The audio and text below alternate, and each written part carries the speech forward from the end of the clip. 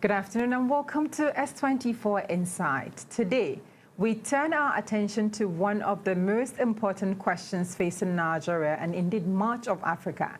How do we build a society where young people and women are not merely protected but empowered to thrive? Because when youth are ignored, societies become unstable. When women are excluded, development slows, and when communities fail to address infectious diseases, social vices, poor access, and weak grassroots support systems, the consequences are generational. Across Nigeria, many of the biggest national problems, unemployment, drug abuse, gender inequality, etc., vulnerability do not begin in Abuja alone. They begin in communities. And that means the solutions must also begin there. So today we ask, what does real empowerment look like beyond slogans? And how do we move from intervention to impact? And what must change if young people and women are to live healthier, safer, and more productive lives? Joining us today is Zainab Nasir Ahmed, a passionate advocate for youth and women, the Executive Director of the Youth Society for the Prevention of Infectious Diseases and Social Vices, YOSPACE, and co-chairman of the Kano Network of NGOs, KANET. She has led a range of projects focused on improving the lives of girls, women, and young people at both grassroots and institutional level. Zainab Nasir Ahmed, thank you for joining us on S24 Insight. Thank you, S24, for having me. Thank you, too, for coming. It's really important to see what young women are doing in our society, and we want to really, I think, pick your mind and see the way that you're doing some of the work that you do. Let's begin with you as a person. What first pushed you into the work of youth and women?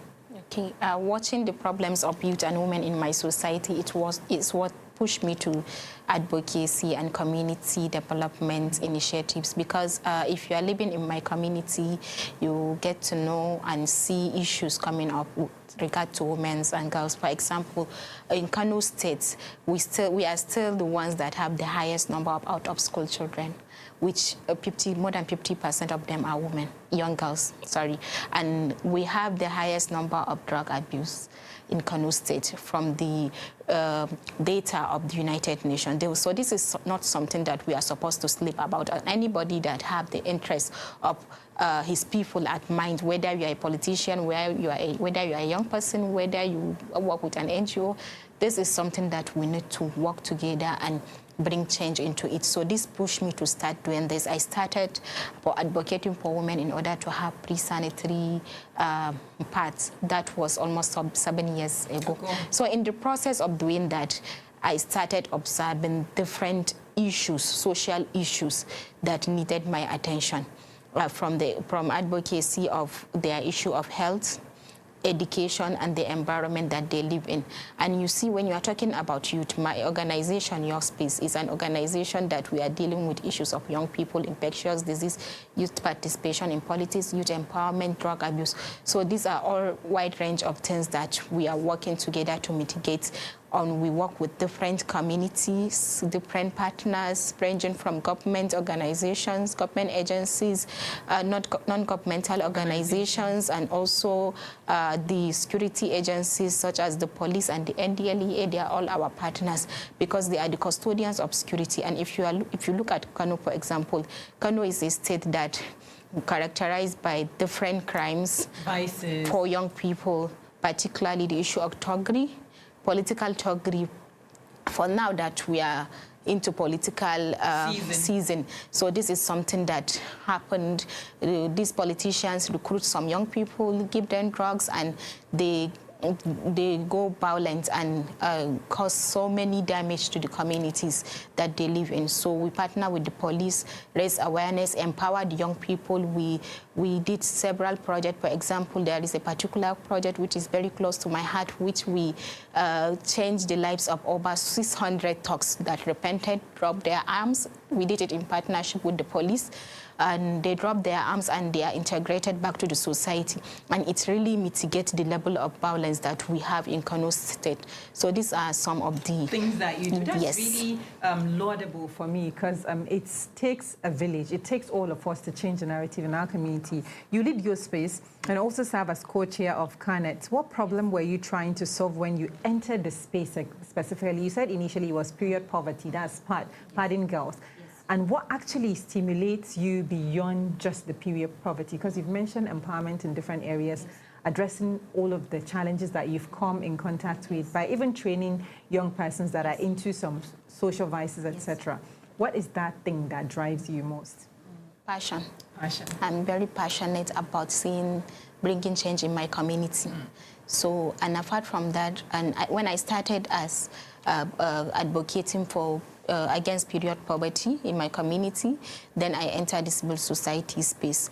And now I am currently the co-chair of the Kano Network of NGOs, which is a big coalition that have more than 200 numbers of non-governmental organizations registered under it, and which we are all advocating for various society issues. We are the voice of our community. We engage the government. We issue press conferences on issues that need the attention of the masses, and we are just like their voice, like I said earlier. Wow. So when people hear empowerment, it often sounds abstract. In your own words, what does empowerment actually mean? Empowerment to me means to let someone understand who he is as a person. Yes, it's not about giving him token amount of money or something. The moment you make someone understand that he's a human and he's capable of doing things that can change his lives and change the lives of the community he lives in, then he is definitely empowered. That's really important because, you know, when we say empowerment, people think it's just giving out items or money or free stuff. But I think this is the second time I'm listening to a young person mentioning that empowerment is changing mindset. And that's really germane. Because I'm really into awareness, and awareness is just about letting people to understand who they are and what they can do to understand things around them. And I watch firsthand how awareness changed the mindset of people. For example, even the repentant tongues that I mentioned, we give them so much awareness that they realize that they are not supposed to be carrying arms before we even started training them and giving them incentives that they will stand on their own. So empowerment is basically letting someone to know who he is as a person. They should be self-aware. Yes. Would you say that is really making much impact like you think it should? Definitely. It's making a lot of impact beyond giving. You cannot just come and give somebody 20,000 and 50,000 like people tag as empowerment. It's not something that is going to be sustainable for them. But if you empower their minds to be self-aware, they will think critically to understand what they need. You cannot give me 50,000. That's not what I need. Maybe I need education. Maybe I need a scholarship. Maybe I need to go to learn a particular skill. Trade. Yes, so don't give me money. Just let me be self-aware to understand what I want as a person. Oh, that's really lovely. And I hope that you've created a network of change makers like yourself, like giving it back for people who you've changed mindset, like the thugs that repented. You change their minds to also give back to the society by also changing the minds of other people. We always have ambassadors across any community that we visited for any activity.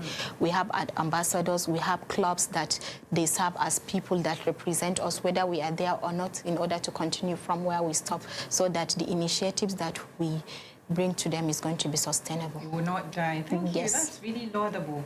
Your work cuts across health, social vices, youth and women. Why do you see these issues as connected rather than separate? Because they are the most vulnerable in the society. When you come to any society, the youth, the women, and the children, they are the ones that needed support the most. For example, women in my community, Kano, they are the ones battling poverty.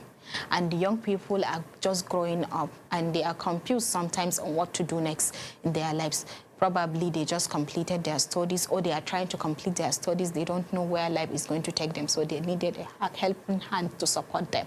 And children, yes, definitely children, they are people that need to be catered for, because there are so many issues of abuse of children.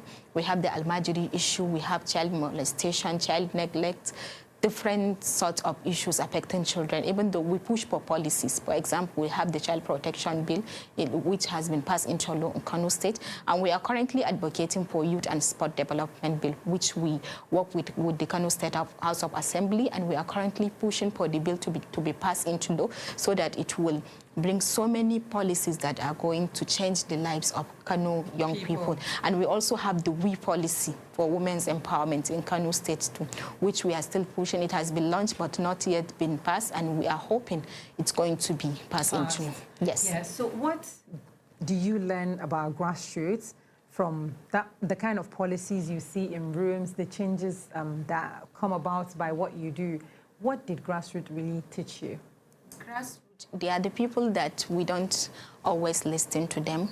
They are not on the panel, they are not on the media, they are just in their communities doing their things. So there are so many things that they can offer to communities, to the societies, and they are people that if they are being empowered, they are going to change the world. So that's why I always focus on communities, local communities, because I believe they are the ones that are going, if we make them developed, then we have 50% of our problems been solved. Yes.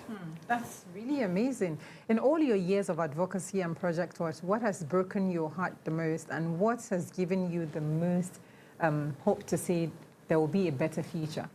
What's always broken my heart is some of our policymakers are not really concerned about the cries of the people. You will do your advocacy, media engagement, and you show them a problem firsthand, but they will still not take it serious. And this always breaks my heart. Yes. And what always gives me hope are the masses, the young people. They're always passionate and hopeful that change is going to happen despite all the setbacks, despite all the challenges in the community. That's really amazing. I see that you're getting emotional because you're so passionate about this. Don't cry. Stay with us. When we return, we move from biography to reality. What exactly are young people and women up against, and why do many interventions still fail to go deep enough? Stay with us. We'll be right back. I see that it's coming back here.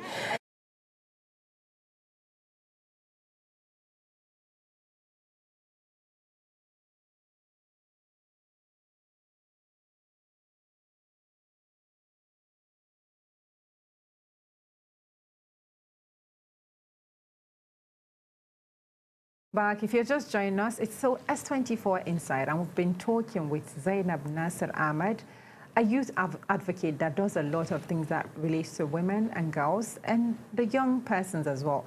And this is where we leave theory and enter real life, and most especially because behind every policy discussion are real people. Young girls trying to stay in school, and young men trying to avoid destructive parts, women trying to survive exclusion, and the reality that we're facing this particular time. Let's go back to this conversation, because I knew before we went on that short break, you became emotional. And I love when I see young people doing stuff and they're so passionate about it. I know there must be something that made you feel like tearing up. What was it? Was there an experience that you faced before in your advocacy, for instance, rehabilitating the Turks, that makes you feel, oh my God, I think this is really bad for us? Actually, there are two things.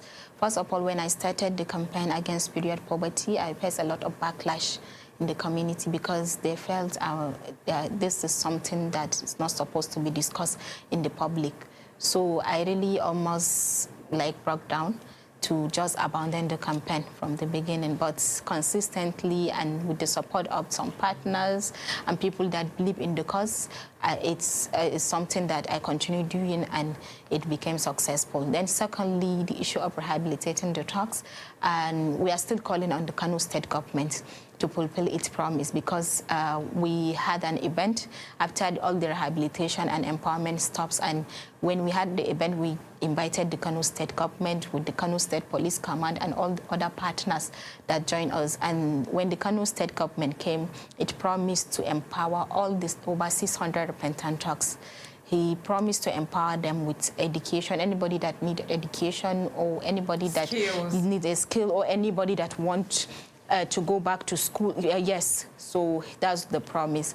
And then we are still advocating for the government to fulfill its promise, because we have this fear that leaving them just like that, they might decide to go back to their old ways, which is not going to be a good thing for Kano State, looking at the political tension that is arising, and these people, leaving them dormant without any skill or anything. You can't just leave them like that. Even though we have been following up with them, they are still with with us. We empower them time to time. They receive a lot of trainings that they're supposed to stand on their own. But, you know, government intervention is something beyond what the individual or any organization can do. So we are just calling on the government to do. So there won't be relapse. Yes. Yes, we pray that the Kano State government will rescind or go back to the promises that they make and be able to implement something that will support this young person, so we don't get the ripple effect of them going back into what they used to know. From your experience, what are the biggest barriers facing girls, women and youth in communities where you work, especially in Kano? First of all, lack of awareness, then poverty, then unemployment, and lack of education. These four things. If they are empowered and if they have education and if they are self-aware, then almost 90% of their problems is going to be solved. Yes. Wow. And which is dangerous today, poverty itself or the hopelessness that comes with poverty? Hopelessness. Yes. So let's go into what you started with, infectious diseases and social vices quietly reinforce one another in vulnerable communities. In what ways do these two things affect us on a daily? They are always affecting us. You see, talking about infectious disease, I always talk about awareness, because young people make a lot of mistakes while growing up, like engaging into some issues that they are not supposed to engage into, social vices, and they sometimes encounter with different kind of disease. That's why we advocate against HIV, TB, and now in Kano that we have the Kano Center of Disease Control and the State Agency Against AIDS. We partner with them in order to give young people support that fall victims to such kind of issues that comes to infectious disease. And when talking about social biases, it's like almost all the problems of the society. It covers almost all the problems, ranging from women, young people. You see, even the issue of drug abuse is a social biasis. Issue of political thuggery is a social biasis. Pawn snatching, which thanks to the Kano State Police Command, they are working day and night in order to mitigate such issue, is going down. Yes, but it was something that Kano battle. You cannot go. Of course, you cannot go outside. Known for that. Yes, with your phones at some time. Yes, but now the issue has gone down. Thankfully. Yes. What role does ignorance or lack of access to correct information play in making these problems worse? Have the information, and if you are ignorant of issues, you will make a lot of blunders. And I think that's the major issues that cause all these problems that we are facing. Yes. Many young people are energetic but deeply frustrated. What do you think they are really asking society for? We are discussing earlier about this issue because young people, they are the ones that have the energy, they are the ones that have the population, they are the ones that have they are the wealth of every nation. Why are they always frustrated? Because they still don't have chances. They are not being invited to speak in the table of decision making. Nobody listens to them. They have been abandoned by the society, so they are just roaming around confused. They don't know what to do, and this leads to all the problems they are facing. And if we don't address it, we're sitting on a time bomb that exploded, a big time bomb. Yes. Do you think we are doing enough to prepare young women and girls not to just survive but to lead? Do you think we're doing enough? We are not doing enough. What can we do? Because if you look at for women to lead, women still shun away from participating in politics. Why? The educated women. They shun away from participating in politics. They just leave the space to the ignorant ones because they fear that their image is going to be tarnished if they enter politics. We just allow the bad ones to dominate the space. And those ones, they don't have awareness and they don't have education. And we are not willing to give them such awareness. We just consider them as people that are not even, like, they are not important in the society. So basically, we are educating the ones that already have the education, and we abandon the ones that needed the education. So we are not doing enough. What can we do enough? Because it's really a big issue. There must be a reason why educated ones don't want to go into politics, because a lot consider politics as a dirty game. Yes. And then if you involve yourself in politics in a way, you would not come out the same person. Yes. So I'm sure there are things that make people run away from. What can we do to change the narrative? What we really need to do is these people that don't have education, we need to bring them closer and change their mindset to understand that they are assets and there are ways that they can support themselves and their communities and participate actively and productively in politics without damaging themselves. And these educated ones, we need to encourage them and advocate for them to participate in politics. And politics is not something to shun away from. Politics, yes, it's dirty and but it depends on the individual. That's what I always see. Yes, individual, but the system also affects you. It affects, but if we come together, we have the population, we can change the narratives. Thank you. Yes. That's really germane. You've mentioned something very key earlier, saying that when you started advocacy on period poverty, people were like, let me do Ingausa, and you make a cha on what you were doing. But you decided to consistently do what you were doing and stuff. What are other issues you think the society don't want to talk about, but they are very important, so we'll bring them to bear? You know, issues of women, they are always sensitive issues. Anytime you speak women's empowerment, people tag you as a feminist. Especially if you are from Kano, for example, people will tag you as a feminist. You want women to come out and take the space of men. You want the women to come and fight the men, which that's not how it is. But people have this kind of narrative. Stereotypes. Yes, stereotypes as the word. So when interventions fail, is it usually because of poor funding, poor design, poor follow-through, or lack of sincerity? Lack of sincerity, yes. Why? Because if you are sincere, there are some interventions that don't really need a lot of funding. You can even fund yourselves as a community. I think it's high time we stop thinking about receiving funding from elsewhere, from outside the country or somewhere. We have the wealth that we can support ourselves if we really believe in the cause that we are going to advocate and work for. Yes. Thank you, and let's move on. But diagnosis, we've been talking about issues and a bit of solution, but diagnosis is not enough. The tougher question is this: if we know the problems, what does meaningful change actually look like? Now let's go to the segment where we'll talk about from programs to real impact that you see that your programs actually make. You've led many projects and programs. What separates a project that looks good on paper from one that genuinely changed people's lives? It depends on the participation of the people in the projects.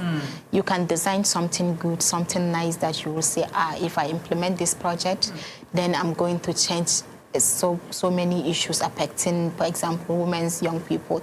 But if you don't have the right team, if you don't have the right participation, sincerity, and accountability, then it's not going to work for you. Yes. Wow. What does sustainable impact look like in youth and women's development work? Sustainable impacts, what does it look like in youth and women development work? A real empowerment. A real empowerment, yes. Which is the mindset shift, self-awareness and mindset shift, right? In what ways will you say, or how important is local trust in making community intervention work? Yes, like I said, if you have the trust in the community, then your work is definitely going to succeed. Work. Yes, I said whether you have the funding, if you have people trusting in you. For example, you will be surprised how people that are carrying arms, people are running away from them. But we were in this stadium playing football with them, with the police. So if not because of trust, things like this will never happen. And the issue of period poverty, now we have so many communities, so many organizations participating, advocating, and we have even parents reaching out to us, telling us that because of our campaign, now they have sanitary pad as part of their budget, communities, school also, and even community leaders. So this is something that is only trust and impact that will give you such sustainable initiative. What strategies do you think we can employ to make sure girls and women are not treated only as beneficiaries, but as decision makers? Like you've mentioned, sit on the table. Yes, sitting on the table, getting education, getting the right information, awareness is really going to bring a change. So what role should NGOs play differently if they want to be taken seriously as development actors, considering that if NGOs go to communities, people run away from them and think they're just for the photo ops, just to get funding from international donors and all of that. What should NGOs do differently so that people understand that they are bringing impact, not just photo ops? Of course, there are the bad ones that would come for photo ops and make money and not come back to society. You have to build trust with the community, like I said earlier. If they trust in you, they will not see you as somebody bringing photo or doing photo ops or trying to you are not sincere with them. But the moment when you build trust with them, in fact, sometimes they will be the ones bringing issues. We go to several places for advocacies, and they will even reach out to you telling you another problem or another issue that which you did not consider as an issue in such community. Oh, because you've built trust. Yes. Are we measuring success correctly, or are too many organizations counting activities instead of outcomes? You know, every organization have its way of doing things. And I mentioned that we can fund ourselves. We should not always rely on pouring fundings. So if you are relying on pouring fundings all the time, you just want to design your report, retire what you spend and send it to your donors. So definitely some NGOs, in order to rush to the timeline, they will just do as they wish. But if you are an organization that believes you just want to make an impact, whether you have the funding or you don't have the funding. So you will definitely relax and work the way it's supposed to be and measure your impact and measure your sustainable impacts through your work. If there is more scale for you, I mean, in terms of funding and more institutional support, what would you prioritize first now, especially now that we're approaching electioneering period? I'm going to prioritize massive awareness for young people, mobilize them to participate and shun away from all forms of violence and engaging in drug abuse. And also the political actors themselves. We did something in 2023, which we are planning to do it now in 2027. We get all the political spokesperson, because they are the ones on social media and the media instigating hate speech and fake news, sensitize them and show them the crimes they are committing, because people are just doing things without understanding the gravity of what they are doing. So they need to be sensitized, to be aware of their crimes, so that if they commit also such kind of crimes during election, the security is there to take care of them. Yes. Oh, that's lovely. And this brings us to more deeper issue. If we want stronger communities, we cannot keep building weak systems around the people we say we care about. Yes. We do not need to end despair just all of a sudden. We just need to put in the process, the system, etc. What must government do more seriously if truly they want to support youth and women development?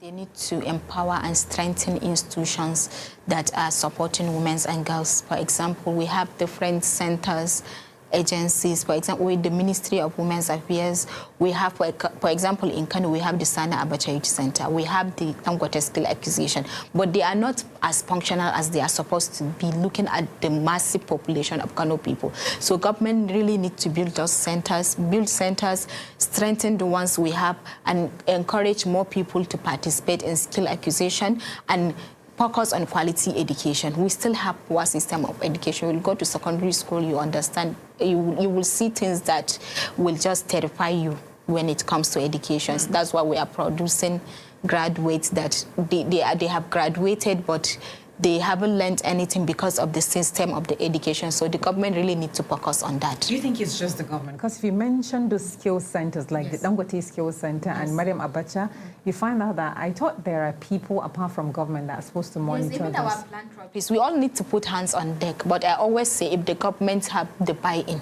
of such kind of issues, almost 70% of the problem is solved. Yes. What must community leaders and parents begin to do differently? The community leaders need to step up. They are the custodians of any community, and also the parents, they need to encourage their children and take care of them. You cannot just, we always discuss about this in the north, the issue of Al-Majiri. You give birth to children and throw them out of the street. We have street-connected children in Kano. We recently did an intervention. You'll be surprised. These are not Al-Majiri, but they are children that their parents abandoned them to the street. They are sleeping on the street. The government camped them in a particular, there are almost 1,000 of them. I'm really in shock still seeing the number, but they are not Al-Majiri. So the parents need to understand their responsibilities. You cannot just give birth and throw your children out. It's not fair, even to them and to the community that you live in. Yes. So let's get to your final thought before we loosen up a bit. There is something we call rapid fire in S24. What must this generation do now so that the next one does not inherit the same circle of problems? We need to have a focused generation. Even though from the way things are going, we have a lot of work to do. Because we are talking about Gen Zs. The Gen Zs are not even focused on education. Their real focus is on phones, Snapchat, social media. So the parents, I always emphasize they need to do more.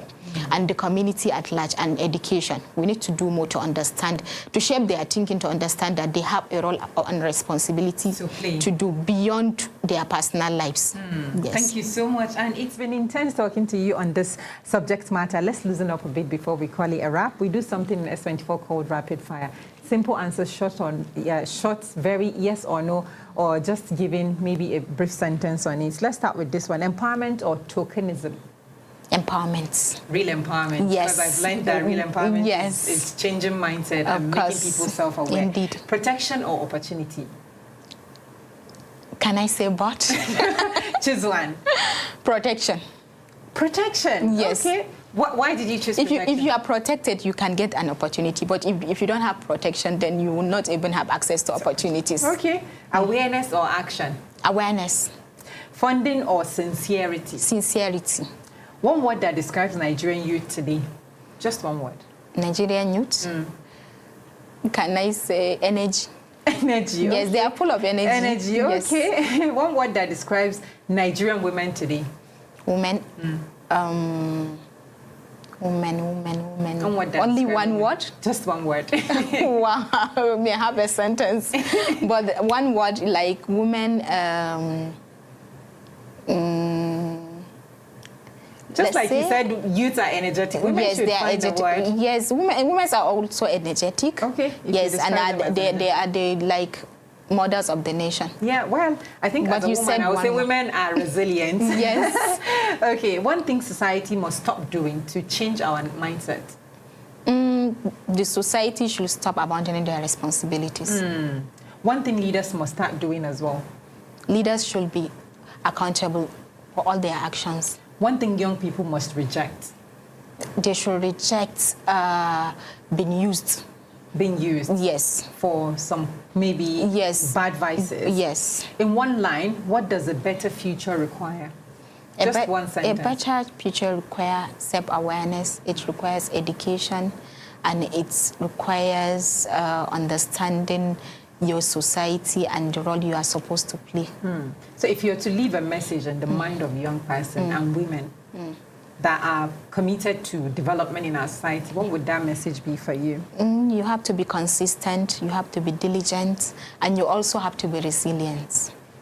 Zainab Nasser Ahmed, thank you so much for joining us on S24 Insight. This afternoon, our conversation reminds us of something simple but powerful. Development is not real if it excludes women or youth. Progress is not sustainable if it abandons youth, and society cannot call itself healthy if too many people are forced to survive where they should be allowed to thrive. The real test of leadership is not what we say about the vulnerable, it is what we build around them. Systems, support, safety, opportunity, dignity, like Zainab mentioned during this conversation, because when girls, women and young people rise, communities rise with them. I am Halima Abdurrauf, and this has been S24 Insight on S24 Television. Bye for now. See you again soon.